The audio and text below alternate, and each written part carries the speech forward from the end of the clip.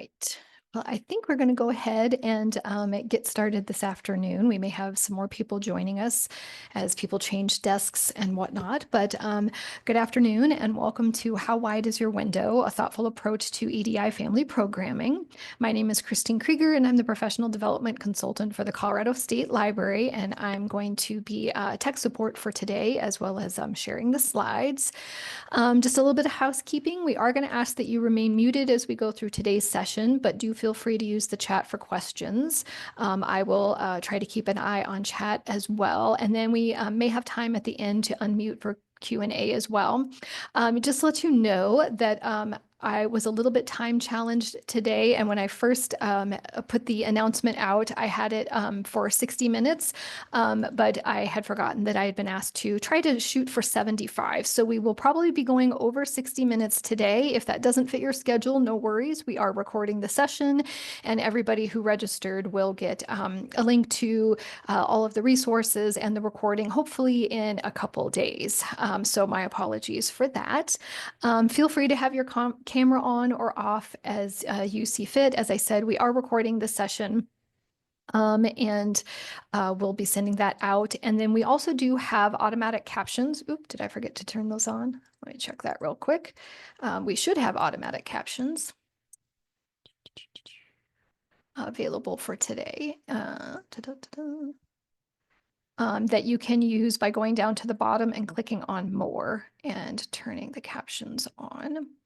And then when I get an opportunity, we will have the captions redone professionally after the recording is available. So with that, it is my distinct pleasure to introduce our presenters for today. We have Carolyn, Bridget, Nate, and Veronica, all from the High Plains Library District. And I'm going to pull up their slides here.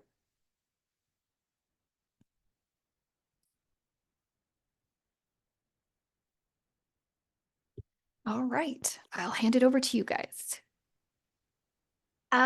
So my name is Carolyn Valencia. Christine, can we go to the next slide? We can give it a try here. There we go. And we wanted to discuss the agenda. So we're going to introduce ourselves. We are going to share with you where we've been over the last 3 years. We're hoping to spend a lot of time discussing the bulk of what we did this year because it was very magical and there was a lot of great things that came from it. And then we're hoping for that little extra 15 minutes. So we're really hoping you can stick around. We'd like to do some breakout sessions, and we'd like to show you that you can also do programming like this with an EDI focus, and then have time for questions and answers. So Bridget and I will do a land acknowledgement. This is really important for me to model this. And this is a land acknowledgement that me and my colleague Tim Ruth wrote. Okay, here is our High Plains Library District land acknowledgement. High Plains Library District acknowledges with respect that the land we are on today is the traditional and ancestral homelands of the Arapaho, Cheyenne, and Ute nations and peoples. This was also a site of trade, gathering, and healing for numerous other Native tribes. We recognize the Indigenous people as original stewards of this land and all the relatives within it. We also acknowledge the forceful removal of the population after the Medicine Lodge treaties and atrocities such as the Sand Creek Massacre. Our intentions are based on our desire to ground and to acknowledge and support a state of change. We bring our increased awareness and consciousness into this space now and into the spaces we inhabit. We believe this land acknowledgement is a process of deepening our relationship to personal power and land. We acknowledge we are strangers on stolen land. With this acknowledgement, we bring energy that infuses presence, clarity, and a deep longing to be in alignment.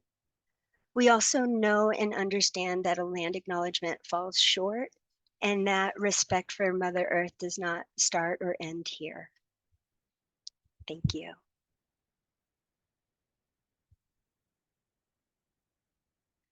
So my name is Carolyn Valencia. I have worked for High Plains Library District for the last 10 years.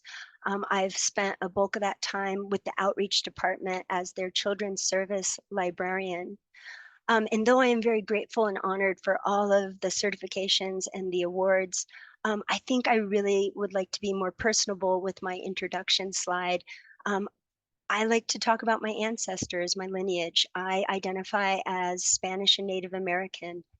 My pronouns are she, hers. Top right is my grandmother, Jesusita, and off to the left is my great grandmother, Virginia. So with the discussion around EDI, I like to bring reverence to my ancestry. And then I also like to model how I would talk about privilege. So in the past, when I've done programming for families, I have shared the privilege of I'm educated, I have a good job, I am um, fortunate enough to live in a house that has access to clean water and I have nutritious food. I also want to let you know my intentions for today. My intentions are to empower you to do authentic EDI programming for your community and also to share with you the courageous progressive conversations that have happened through this EDI Family Book Club and really building that community. Thank you. If you could advance the slide, please.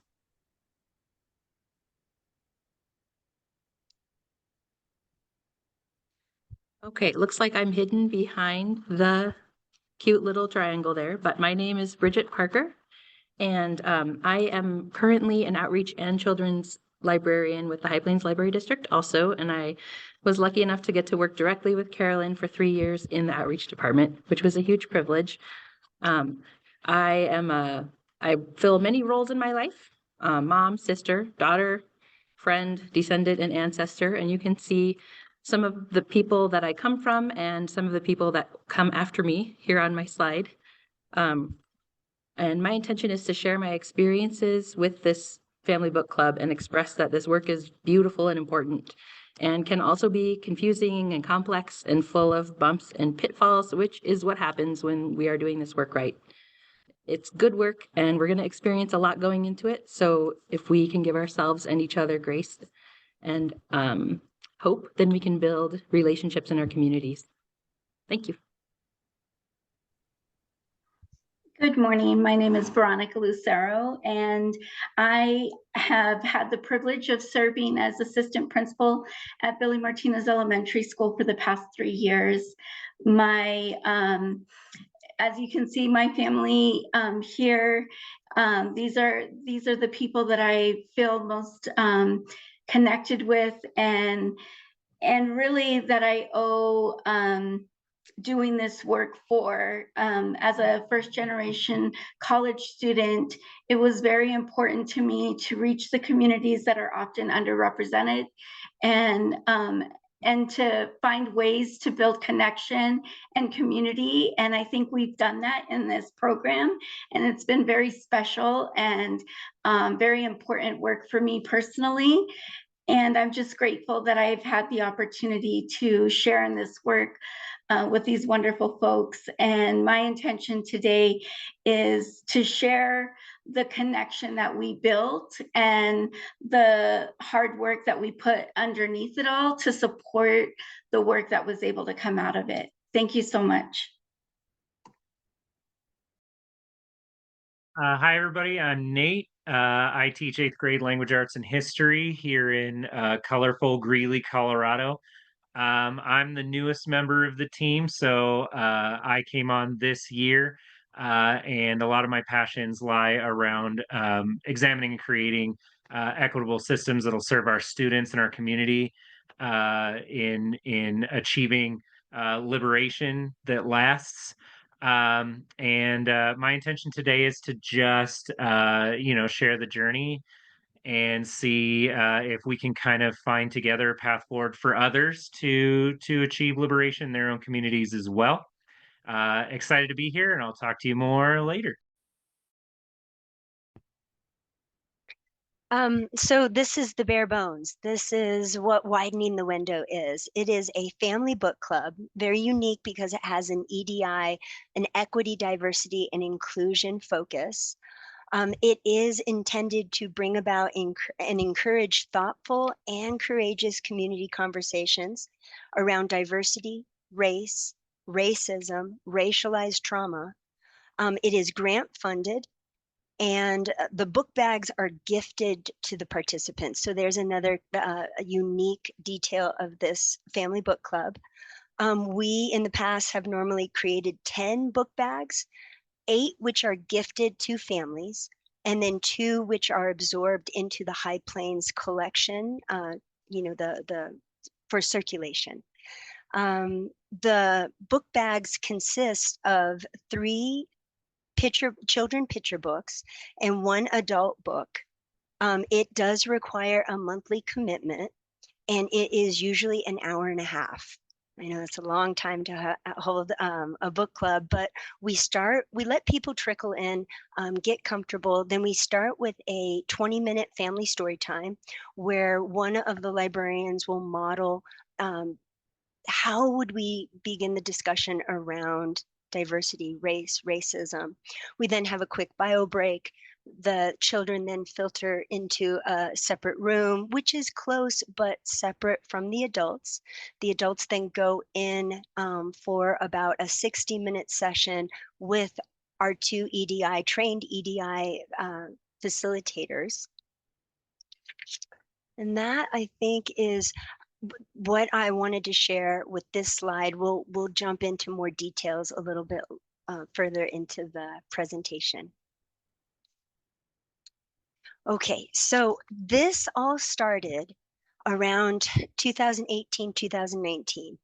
And it was this beautiful moment where 3 librarians were modeling this EDI work. So a big shout out to Kirby McCurtis, Allie Jane Bruce, and Jessica Ann Bratt for the work that they did nationally with Let's Talk About Race. I was inspired by these women, and I really wanted to bring meaningful EDI conversation to my community. So in 2020, High Plains Library District jumped in and did their own Let's Talk About Race. So we had 3 different departments do this. It began in Erie at Erie Community Library. The next place that it was done was Centennial Park Library in Greeley, Colorado. And then I was with the outreach department and hosted 3 Let's Talk About Race. And I worked in conjunction with a collaborative community celebration of the Martin Luther King birthday. So I was really, really thankful for this opportunity to do a Let's Talk About Race. And I realized that for anything to really grow and for it to flourish, the conversation had to keep going. So then in 2020, we all experienced the pandemic, the great pause, and I had a lot of time on my hands to overthink. But more importantly, I had time to, visualize and network. And I was so lucky to find a group of community members outside of the library district that also wanted to have conversations around equity, diversity, and inclusion. Then I'm realizing that Let's Talk About Race was very, very good for, Kirby McCurtis's community. My community in Greeley, Colorado is a different community. So I started to think about how could I create more authentic programming that would really speak to my community. And I honed in and was inspired by Rudine Sims Bishop's concept of windows, mirrors, and sliding glass doors, right? So how could we validate our individuals through providing mirrors in these story times, developing and expanding our understanding through literature, and providing windows, and then modeling how to grow with compassion and empathy and build those bridges. So widening the window, that's how I came up with the name. I was also starting to learn a little bit more about the window of tolerance. And if you don't know about that, please spend some time with that. I won't give it justice. But, as we have these EDI conversations, we have to consider, what is someone's window of tolerance? Have they experienced a lot of racism in their life? We don't want to then just stir the pot and then leave. So I was able to, because we had all that time on our hands, for 6 months, I developed a detailed budget and proposal where I listed the goals, the outcomes, and the outputs. And that should be available to you all along with our storytime planners, because I know it can be a little bit uncomfortable and you're not quite sure where to start with EDI story times, but we wanted to share with you how we moved about this in a real thoughtful way. So I submitted this budget proposal to the High Plains Library Friends and Foundation, which is a 501c3 nonprofit, and it's established to support the High Plains Library District. Since 2020, Widening the Window has received $6,000 in funds and $500 in the form of an anonymous community donation. So ever grateful for the funding that came from the Friends and Foundation. I wanted to let you all know that it was voted on 7-1. So there's always, that challenge with getting the funding. I was ever grateful to have a mentor that was working with School District 6, and he introduced me to the School District 6, the Family Center, which is where we would host our Widening the Window sessions. And he also introduced me to my facilitators. And if we could go to the next slide, please. I'm going to pass it off to my two facilitators, which you've already met, Veronica and Nate. Yeah, so one of the important things that you have to remember when you're doing this work, especially if you're in a community where, EDI, DEI, any of the kind of terminology that has been turned into controversial kind of language, uh, especially in like more conservative communities and things like that, is that it's important to navigate your EDI work in a way that's sensitive to the current culture of your organization, but also in a way that is sensitive to the current kind of political and social climate in the area that you're at. And that doesn't mean that the work diminishes or that we don't do the work fervently and completely. But what we do is we try to thread that needle of how do we allow the work, make sure the work is allowed to continue by those in power and those who are far more vulnerable to like political pressure and things like that. So, how do we allow the work to move forward in a way that is still meaningful and impactful? But what can we release as far as different kinds of terminology and different kind of like once a word is co-opted by those in opposition to diversity, equity, and inclusion, how do we kind of work that out of our vocabulary, but retain the concepts behind it? Um, and so it's just been important to us to navigate that and to acknowledge that you do have to have some kind of political considerations while you're doing this work, because the end goal is that it continues. And so sometimes you have to make the choice between, okay, I'm using the word DEI as an example, but do I need the word DEI, or can I approach that concept differently in a way that's not going to create um, pressure on the folks that kind of hold the purse strings to close the purse strings and things like that? Thank you, Nate.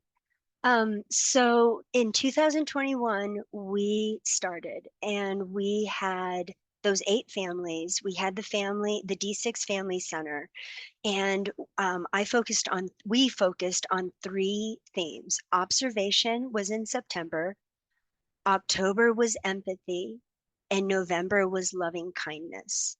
And so our first month, we had that observation lens, and we chose the book Our Skin, A First Conversation About Race by Megan Madison, Jessica Raleigh, and Isabel Rojas. And that is Mr. Tim Ruth with High Plains reading the story time. We had an age-appropriate, theme-appropriate craft, which was Lakeshore's People, what is it called? People Shape Project Kit. And then you'll see here the book bag as well. In October, we did we did Chocolate Me by Taye Diggs, illustrated by Shane W. Evans. And then in November, we did The Loving Kindness, which was the Not Quite Snow White book by Ashley Franklin, illustrated by Ebony Green. And the adult read that we did was My Grandmother's Hands by Resma Minkin. And if you don't know that book, please dive into that book, because it is just a beautiful way of discussing racialized trauma. And then in our story time planners, we discuss like how we went about talking about observation. For me, loving kindness is so important, that SEL skill that we bring into our children's vocabulary, right? And so for me, I did body scans. When something really hurtful happened to Tamika in that book, I would stop and say, all right, where do we feel that in our body? Do we feel it in our throat? Do we feel it in our stomach? Do we feel it in our heart? Let's send some loving kindness to Tamika. So these themes really worked well. They were amazing. Christine, can I have us go to can you go forward? Yeah. And so we got more funding, and in 2022, we were an ambitious group of facilitators, and we decided to host 2 cohorts, which I would not recommend. It was a lot, and there was a lot going on in that space, in our emotions. So we had 2 cohorts. I will affectionately call them cohort 2021. That is the cohort that had been with us for 2 years, and cohort 2022, which were just starting out. So they were starting with those themes of observation, empathy, loving kindness. In the second year, we chose books that spoke more to our lived experience. So we got the feedback from some of our adult participants that Resma's book was quite a lot to chew, a nonfiction book. So what we chose was The Talk, which is a juvenile book, and it is just short stories, about 3-4 pages long, from all different races, talking about racialized trauma, diversity, celebration of diversity. So that worked really well. And then the 2 books that we focused on were, sorry, I had to find my notes. So in September, we started with we call it Twinkle Baby book, but it is, we use it throughout our story times to just bring in engagement. We did I Belong, and that was written by, not sure, I think Penny Weber. Sorry.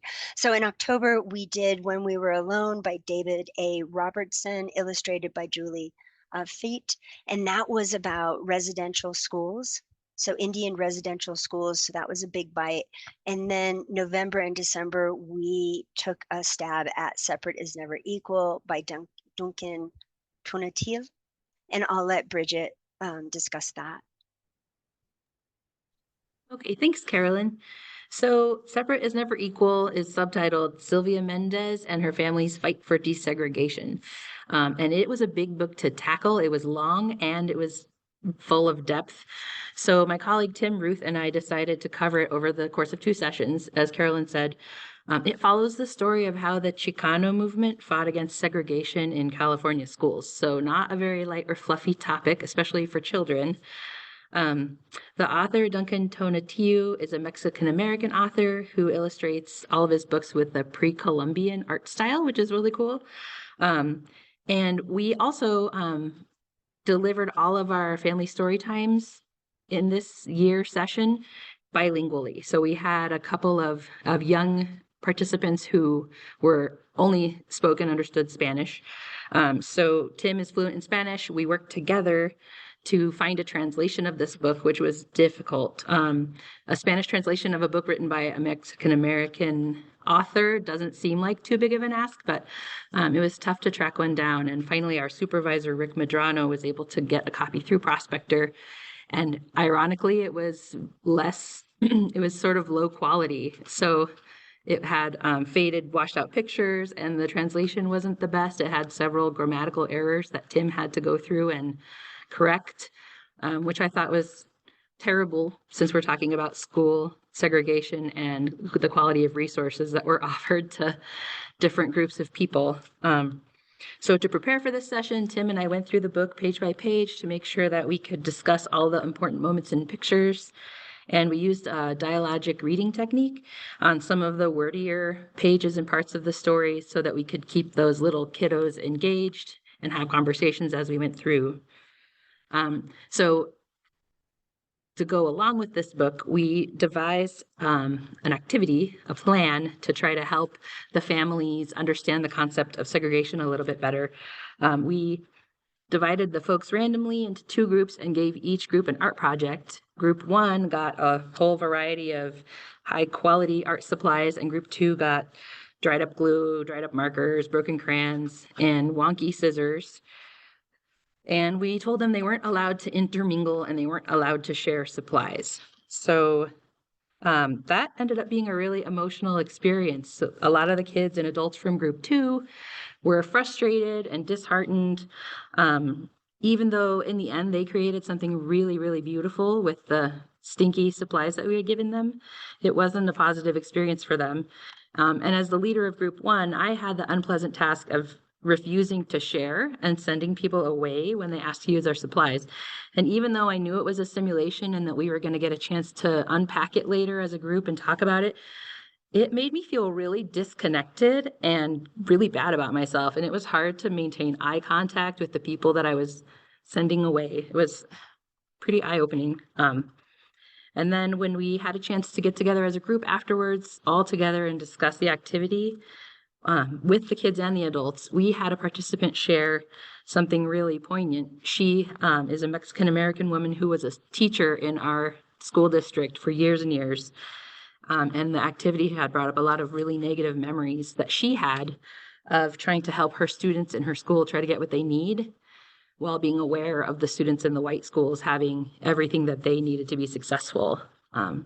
So we took that time to hear her story, and we were sure to validate her feelings and thank her for what she had shared with us. It was really valuable. And then in the second session, the second month, we read the second half of the book aloud together. And you can see here on the slide, it's a little bit small, but this is a page about how the municipal pool was segregated. And there's a sign that says no dogs or Mexicans allowed. And that was really heavy. After that session, a different participant shared her experience as a young girl in Greeley, being turned away from a segregated public venue. And she felt so hurt and angry that she intentionally caused herself to vomit right outside the entrance of this place so that they would have to clean it up. That was a very powerful, raw story. And we felt really honored that she chose to share it with us. Those stories that our participants shared really carry their experiences in really real ways. And this book club really allows discussion that allows us to validate their experiences and learn from them. So we were really grateful. Okay, thank you.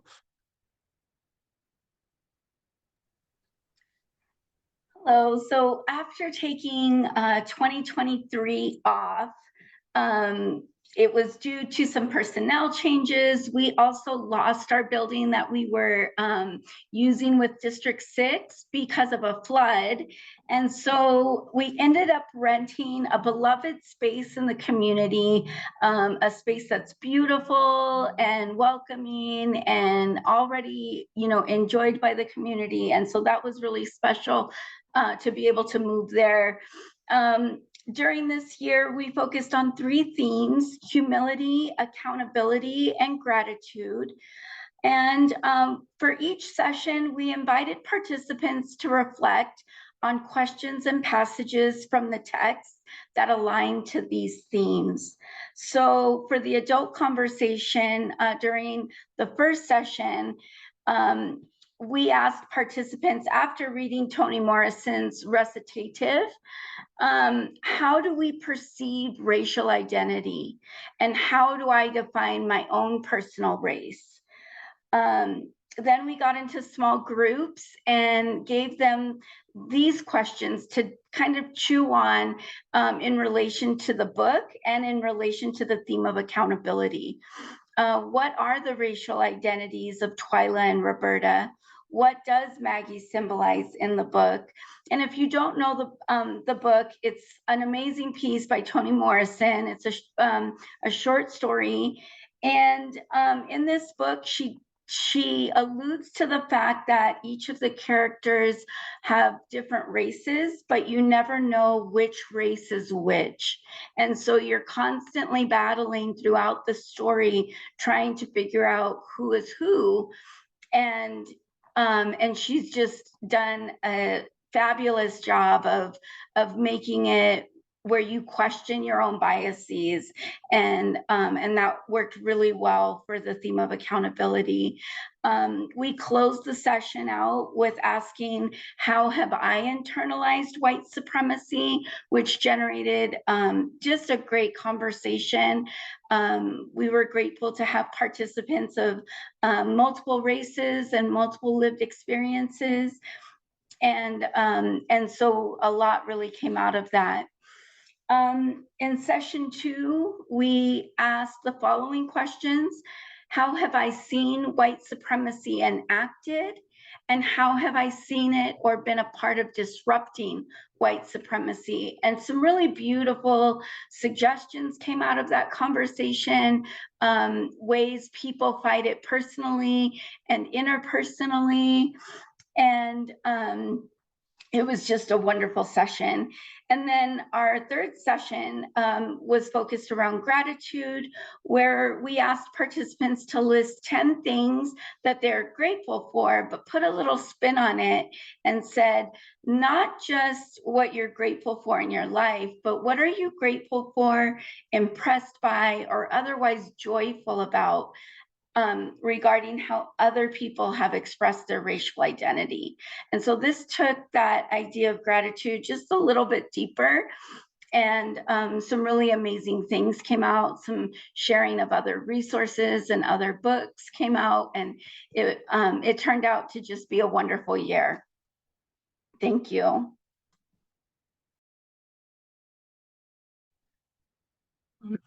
On that second session, the accountability session, our family story time picture book was The Talk.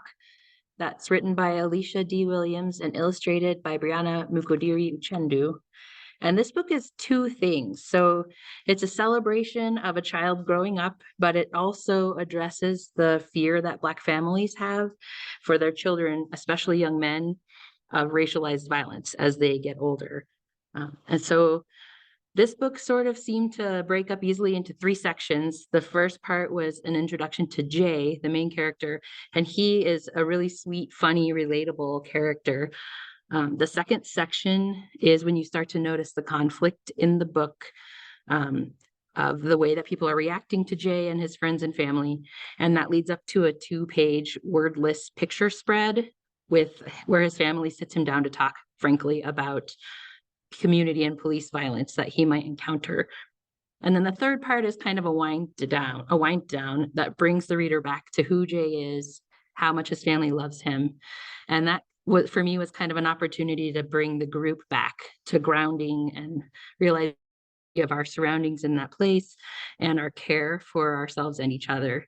So that worked out really nicely in terms of presenting a really hard topic to this group. So my goal was to teach and talk about implicit bias. And in between reading the sections of the book, I gave context and took time to share and discuss with the folks in the room. I presented some basic information about how our nervous systems operate to keep us safe. We played some word association games to illustrate how our brains begin to associate certain things with each other, which leads to implicit bias.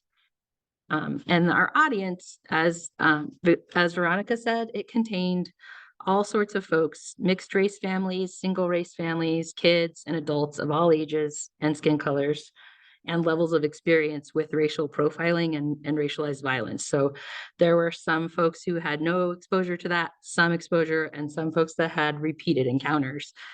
So I wanted to offer a really safe space where we could bravely talk about and relate to each other and ask questions, knowing that the participants had likely experienced some trauma around it.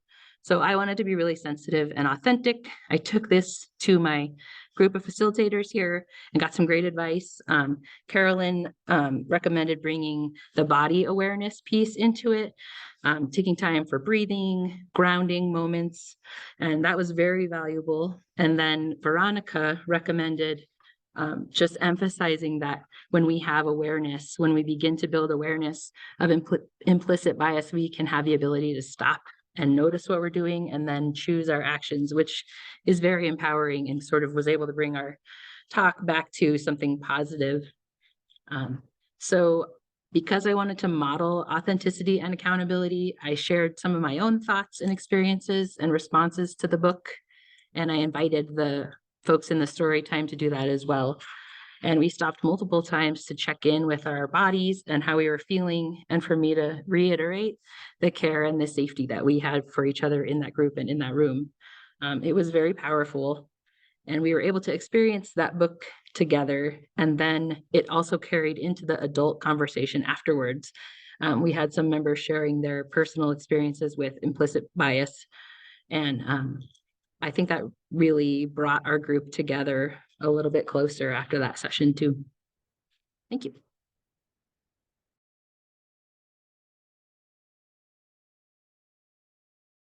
So just a quick picture of the adult room, which is so sunny and bright and beautiful in front of a fireplace, and that circle time is so very, very powerful.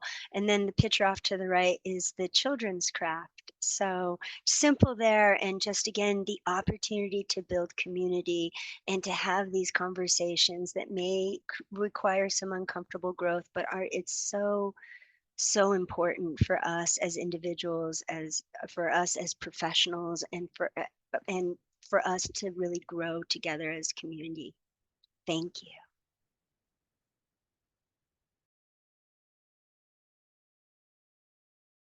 So now we're just going to kind of get into some best practices in facilitating these conversations, racially conscious conversations, equity-based conversations. And so it's just important to remember that this is about care and compassion, that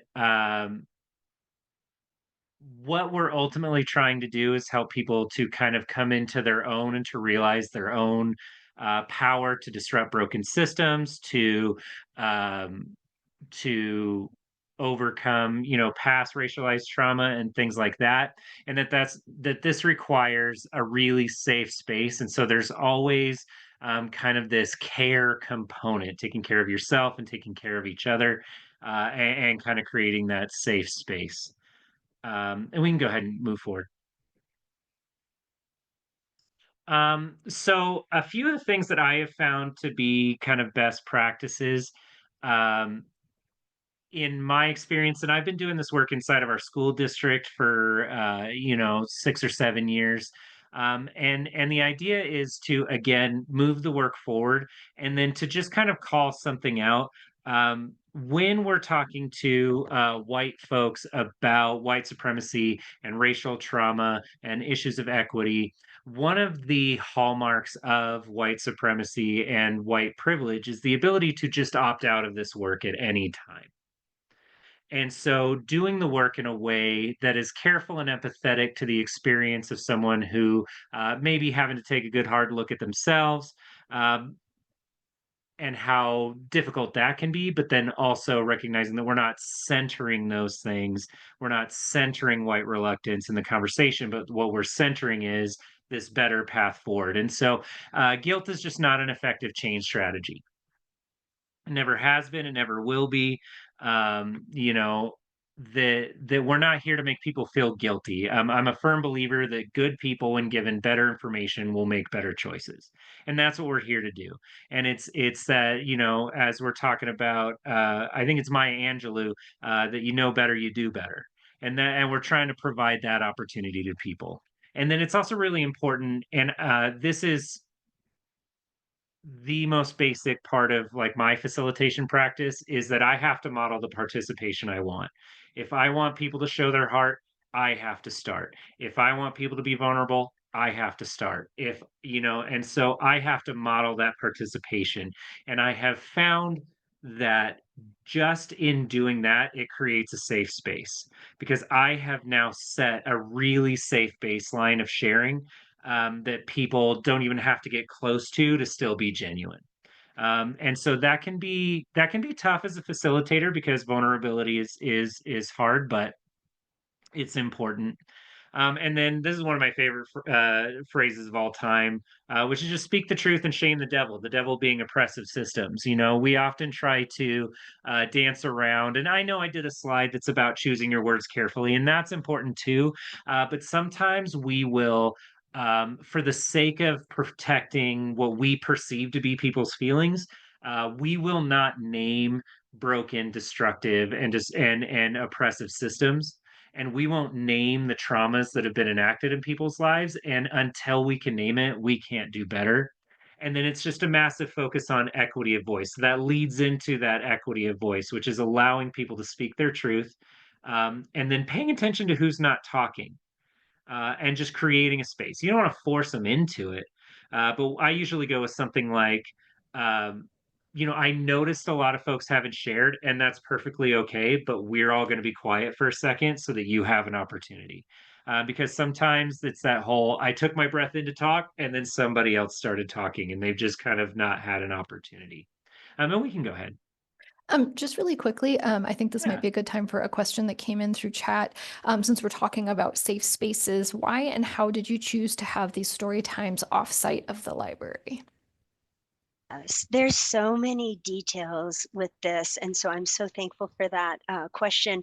So as outreach, we do our programming off-site. I mean, we have such beautiful branch libraries within the High Plains district, but it was important for me to find a space that would speak to our families, and the family center worked great those first 2 years, and then the Crest is a historical cinema and lounge, and it's right located downtown, tons of parking, public transportation, all that good stuff. So those are the reasons why I chose to, like, let's say, the idea of me hosting this at our most beautiful new library link came up. But again, because this is outreach, I'm an outreach librarian. My idea of what outreach is I take the library to my community and not vice versa. So does that help answer that question? I hope. I think it probably gets to that. And then part of that question also was, what time of day did you find Oh, worked I'm best for the sorry. families? Yeah, so we chose the first Saturday of the month, and we chose to start at 9. And so that 9 a.m. starting point was a little bit of a challenge, and we would have some tricklers in. So we then would tell the group that, hey, we're going to start our story time at 9:15. So that first Saturday of the month really tend to work well for those first three, or we did 3 months, and then 4 months, and then 3 months again for this Excellent. last year. Thank you.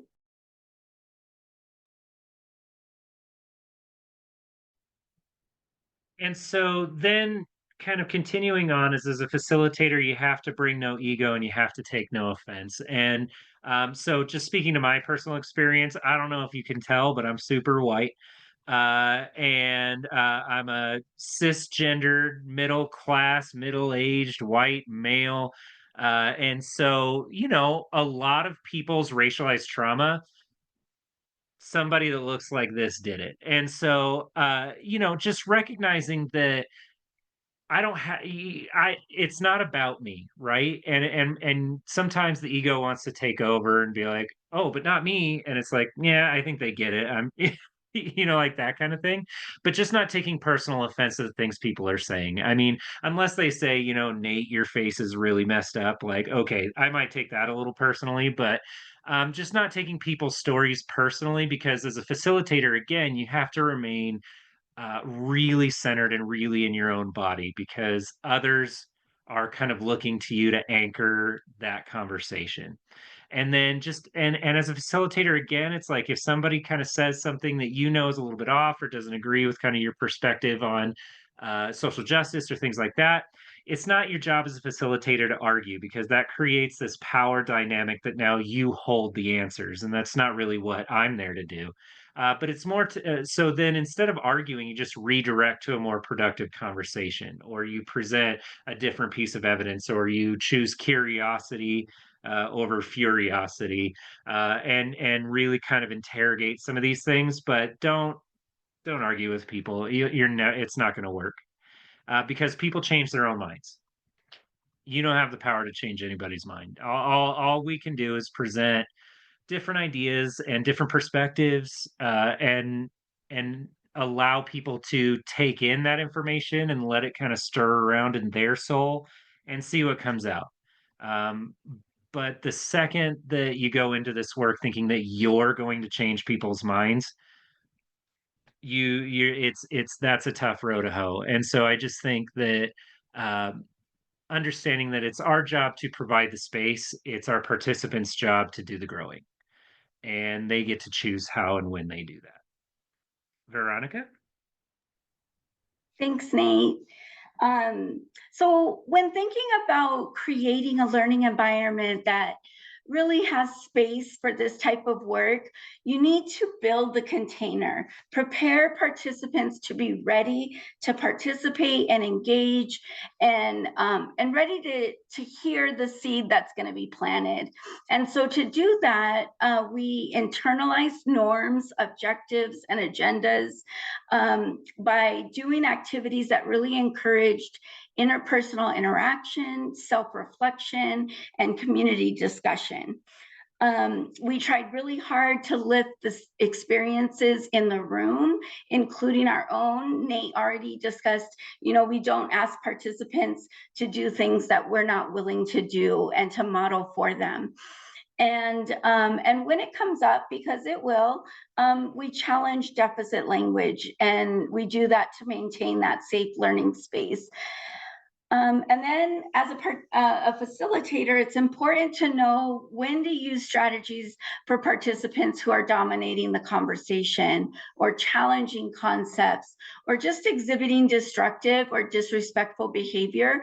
Having a few tricks in your pocket to disrupt that is really important. And oftentimes it's a lot of what Nate said. It's redirecting back to the norms. It's we had community agreements that we developed with our participants at the beginning of each year, and we really leaned on those commitments. And when things came up, we went back to those to anchor us. All right, if you could go to the next slide. Thank you. We also wanted to model continuous growth, to focus on the fact that this is a journey, not a destination, and that there's always something new to add to your repertoire of action and the way you're going to move about this world with what you now know. And then just for like logistics pieces, it's important to actively listen to the comments and concerns and respond in a way that encourages self-reflection and learning by participants. You know, that way we could make adjustments and tweaks for each time that we met so that they knew that we were hearing them and that we were trying to create that ideal learning space for them. All righty, so now, you know, through each year, there were different challenges and moments of connection, moments of growth. Some we were prepared for, and some we were less prepared. And we would just like to give you an opportunity to brainstorm and think about what you would do in 2 scenarios. So we're going to get into breakout sessions here in just a moment. You'll have 6 minutes to respond. You'll be in groups of 3. And if you're in an even numbered room, you'll answer scenario 1. If you're in an odd numbered room, you'll answer scenario 2. And if you finish before we get back, answer the other one. So let me give you a brief description of the breakout scenarios. In scenario 1, a participant shares a deeply personal experience about when a teacher wouldn't let them use the restroom until they pronounced the word in a more white way. They ended up urinating on themselves because of it, and they were humiliated. How would you make sure they continue to feel safe after this moment of vulnerability? So participants will share stories like this, and it's important in how the group responds to ensure that safety is maintained throughout the session. And then scenario 2, a white male participant refuses to accept the idea that white male privilege exists. They are being very forceful in both their tone and language to the point of interrupting others. You can see others in the group are feeling uncomfortable. How would you handle this moment? That second one was a real one that happened to us during our second year, and it was quite the challenge. So I'm eager to hear what you all come up with and your discussions when we come back. All right, I think we're ready to go ahead and break into our groups. And here they come back. They do. And my apologies. There were some groups that kind of went off my screen where people were in there by themselves. So I'm sorry if you had to talk to yourself. I should have played a little bit more attention. Yeah, so we want to give you an opportunity to share a little bit about what you covered in your small groups. So if anybody would like to share out how they would address either of those scenarios, feel free to unmute or use the chat.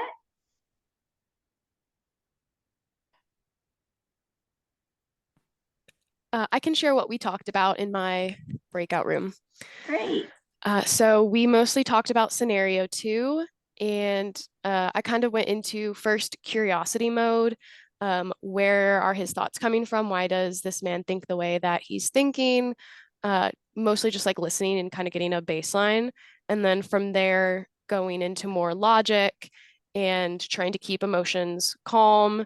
But primarily asking and finding out where he's coming from, and then coming back with facts and logic. Thank you for that. We appreciate you sharing. Anybody else?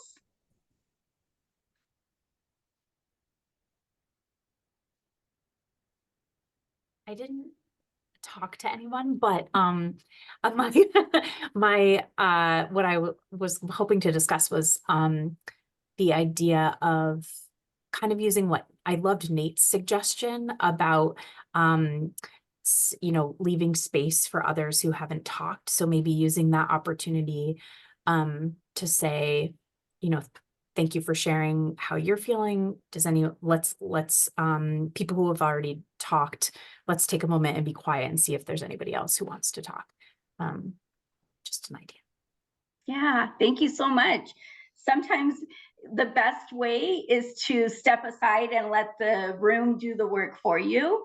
and really allow some of that discussion to just go back and forth a little bit, and see if folks can bring it up on their own. It looks like we have a hand raised. Is it Sana? Yes, Sana, thank you.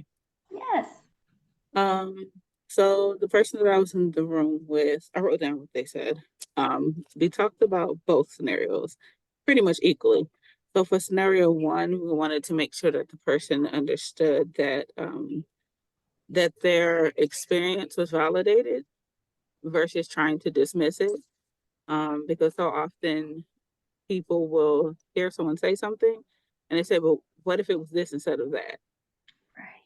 You know, and so making sure that this was an environment where their vernacular was okay, knowing that that was an issue prior, and that if we had any questions about what was said, we would just ask. And then with scenario two, was just about resetting the ground rules and expectations, and then just going back over respecting people's time and giving space for others and allowing a redirection if needed. Because knowing people's body language also helps, because in that particular instance, it didn't seem as if people were willing to speak up, but you can tell from the body language. So also being a facilitator, knowing that it's not just audio cues, but you're also looking for visual cues. Absolutely. Thank you so much for bringing that up. And we leaned heavily on the work of the book Courageous Conversations. And in that, there's a compass, and we often go back to that compass, which just helps us to determine where are we coming from. Are we coming from a space of emotion or logic and facts, or different things like that? And so that was really helpful for us as well. Thank you so much for sharing. We appreciate all of you. We wanted to give you an opportunity to ask any questions or share any thoughts that you've had after our presentation.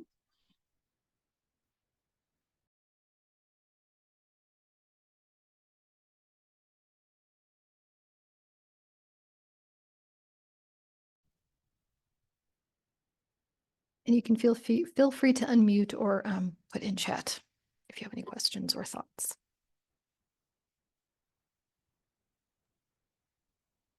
I just had a question. Maybe I missed it at the beginning, but so each family gets this bag of 3 picture books and an adult book. Are you meeting 3 different times to discuss? Is there a month in between each? And then also all the adults are invited to the first one, and then everyone is invited to the rest, it sounds like. Just a little clarity on that. And then also one of the questions I had was, how do you determine did you have like a ton of people that wanted to do it and then you had to limit it? And was it first come, first serve? Was there an application process? So you made sure that you had representatives from lots of different communities? Sorry, that was 2 questions. No, those are great questions, Valerie. So it was either a 3-month commitment or a 4-month commitment. And I normally would meet with the families maybe a week before we were joining as a group, and I would give them their bag.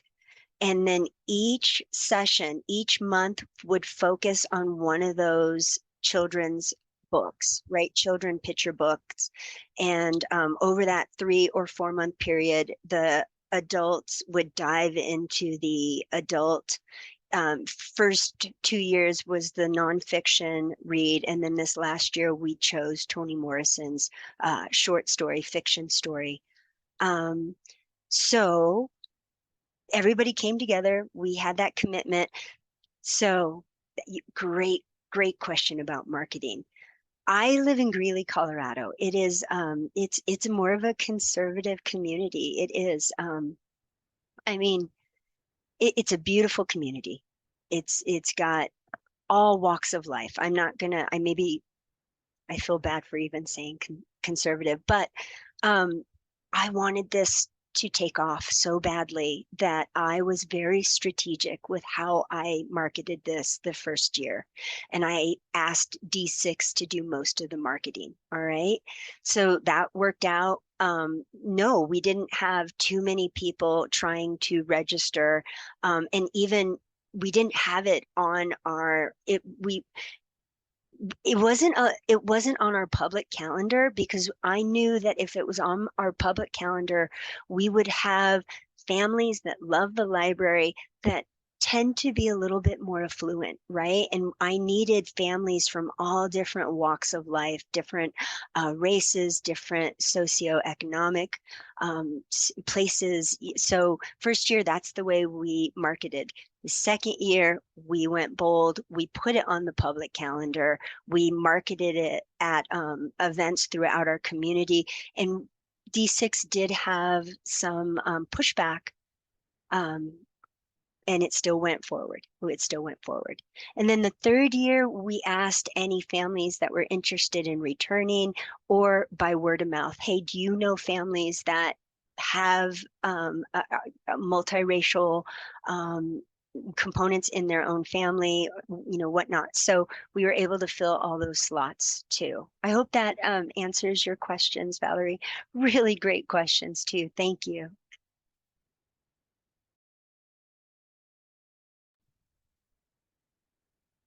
Any other thoughts or questions? I have a comment. So my library, London Public Library, we recently launched our own Let's Talk About Race Kits initiative. We did that in April, and I'm on the committee that was tasked. Well, we weren't tasked. It was an interest that came up with one of our librarians, and we worked for a couple of years just trying to get this resource approved and going out to families and things like that. So we do have the Let's Talk About Race kits. That's what we call them. So basically they're in a bag like you would have shown. We have like 3 or 4 picture books in there. They're curated for different ages. So we broke it down into different ages and all that. Families can use them. But I think because the majority of our librarians are non-racialized, they are not quite sure how to incorporate these books into their regular story times where they get lots of people and can make the most impact, right? And I don't know how, yeah, I love the idea of the different themes. So I think that's one surefire way that I can take back to the group for us to explore. But I wonder if you have any other tips that could, I know that it's probably a discomfort level, I don't know.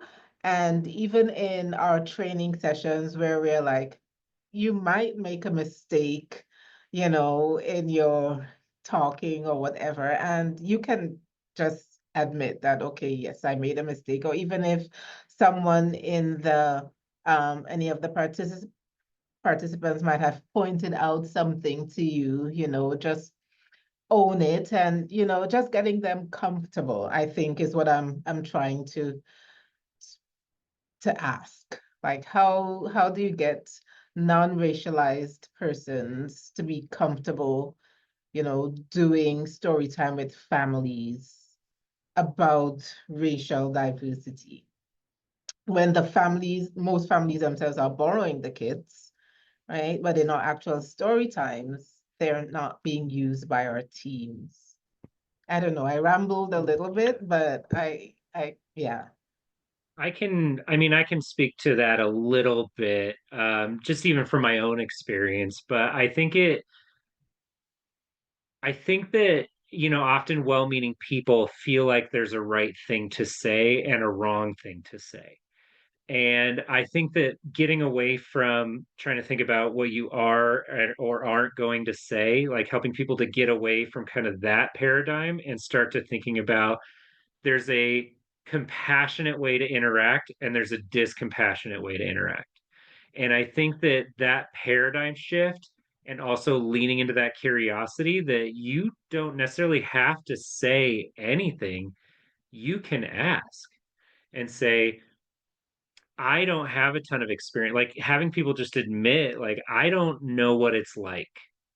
And I've not experienced these things. I'm wondering if there's anybody here that is willing to share their experience so that I can learn and so that we can learn from each other and kind of flipping that around because I think that sometimes uh I'm gonna steal that term, but non-racialized folks, right?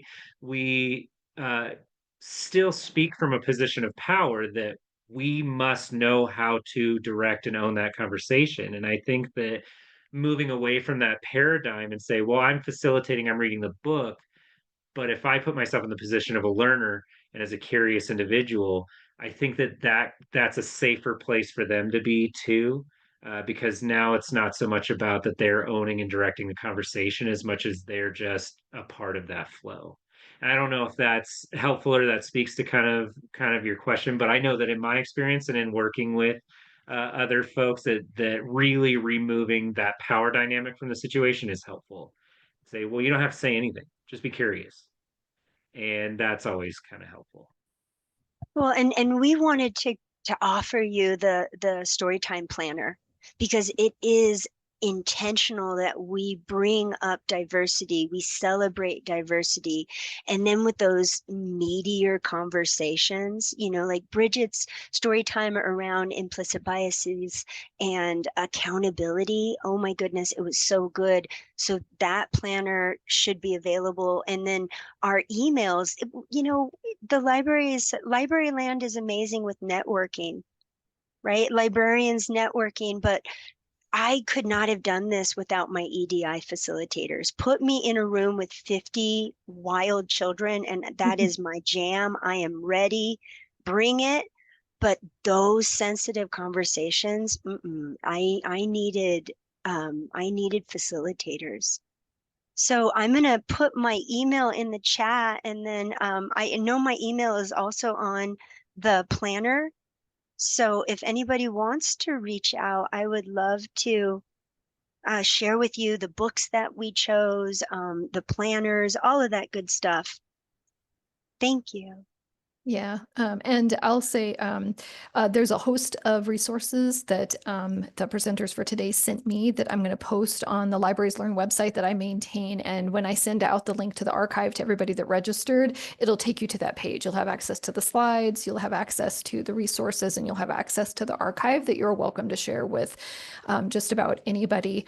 And one of our attendees also put in chat that she's also found that messing up and then correcting yourself or modeling being open to being corrected is also something that can be helpful.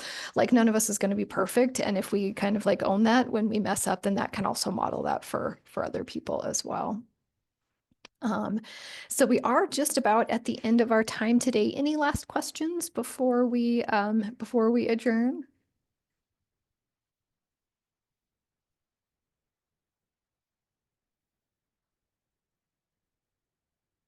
All right.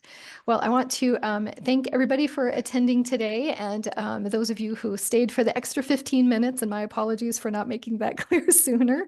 Once again, I'll get all of the resources out to everybody who registered, but I want to extend a huge thank you to the staff from the High Plains Library District and for agreeing to do this presentation for me and for sharing just really great information and kind of things to consider. And once again, the resources have a lot of kind of even step-by-step information that is available in it. So thank you guys for agreeing to do that with me today. All right. With that, I wish everybody a good rest of your afternoon. Thank you so much.